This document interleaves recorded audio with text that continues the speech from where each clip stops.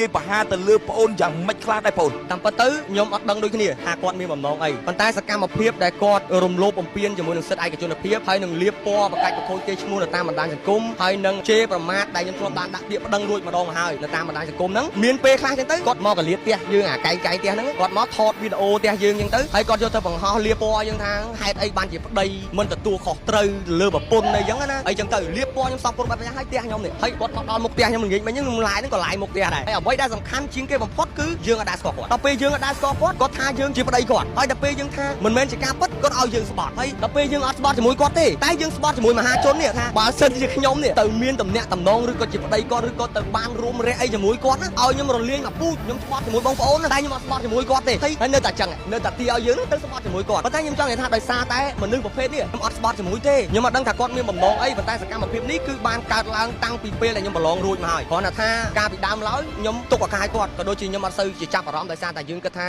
អារម្មណ៍ជាអ្នកគ្រប់គ្រងអារម្មណ៍ប្រហែលជាគាត់ស្រឡាញ់រាប់អានយើងគាត់ចូលចិត្តយើងចឹងទៅក៏គាត់